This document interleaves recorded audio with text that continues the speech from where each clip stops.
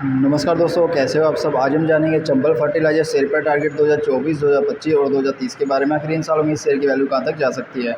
तो दोस्तों देखिए, अगर हमें किसी भी कंपनी की शेयर की टारगेट वैल्यू निकालनी है तो उसके लिए कंपनी को जरूरी चीज़ों को देखना होता है। कंपनी के पिछले 5 सालों की रिपोर्ट को देखना पड़ेगा कि भाई कंपनी ने कैसा क्या परफॉर्मेंस दिया है, कितना रिटर्न दिया है, कंपनी पे कर्ज कितना है और कंपनी कितना क्या रेवेन्यू और प्रॉफिट बना रही है। तो उसके सबसे पहले हम वो देख लेते हैं, उसके बाद जो है हम इसकी टारगेट वैल्यू को देखेंगे जहाँ पे यहाँ पे दी हुई है। तो सबसे पहले रिपोर्ट में आपको कंपनी की जो जानकारी है, जर्नल चीज़ें, कंपनी की प्रोफाइल देखने मिल जाएगी। ठीक है, उसके बाद हम देखेंगे भाई कंपनी ने कितना क्या रिटर्न दिया है 5 सालों में। उसके बाद हम शेयर टारगेट वैल्यू देखेंगे। तो देखिए 25 फरवरी 2019 को 160 रुपये शेयर की वैल्यू चल रही थी। और अगर 5 साल के बाद देखें 21 फरवरी 2024 को, तो कंपनी के शेयर की वैल्यू 351 रुपये के आसपास ट्रेड कर रही है। और ये महत्तम गई है 516 रुपये के आसपास।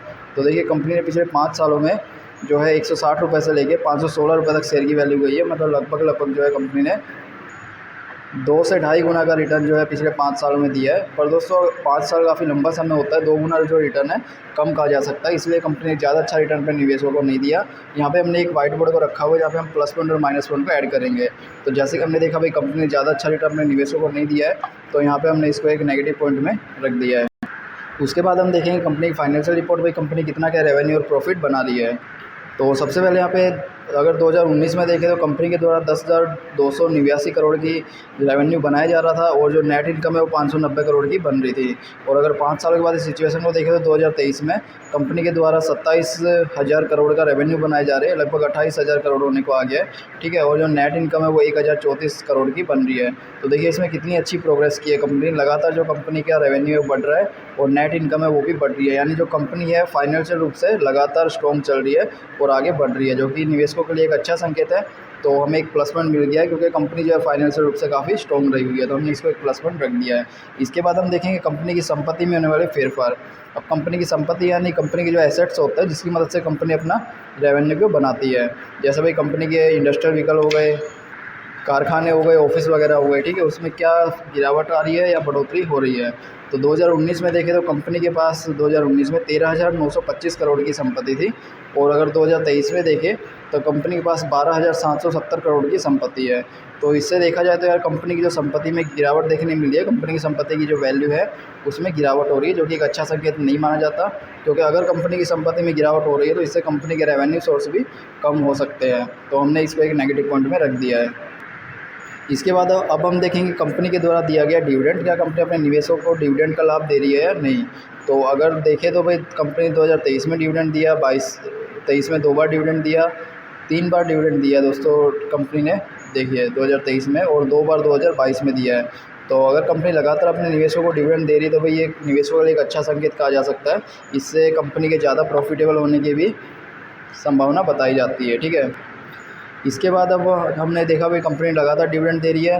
अब हम देखेंगे कंपनी का शेयर होल्डिंग पैटर्न कि कंपनी में कितना क्या, कंपनी में कौन कौन से इन्वेस्टर रहे हुए हैं। तो सबसे पहला था टोटल प्रमोटर होल्डिंग, यानी कंपनी के द्वारा की गई होल्डिंग। कंपनी ने अपने शेयर की 60% की होल्डिंग अपने पास रखी हुई है, जो कि एक अच्छा संकेत है। म्यूचुअल फंड के द्वारा कंपनी में 6.39% की होल्डिंग की गई है, जो कि यह भी एक अच्छा संकेत है कंपनी में निवेश करने का। और इसके बाद अगर हम भारत के बड़े इन्वेस्टर को देखें, अदर डोमेस्टिक इंस्टीट्यूशन यानी भारत के बड़े इन्वेस्टर के द्वारा 0.29% की होल्डिंग है, जो कि यार कम कही जा सकती है, ना बराबर ही है, ये तो काफ़ी कम है। ठीक है, फॉरेन इंस्टीट्यूशन भारत के बड़े विदेशी इन्वेस्टर 13%, काफ़ी अच्छी मात्रा में रहे हुए हैं।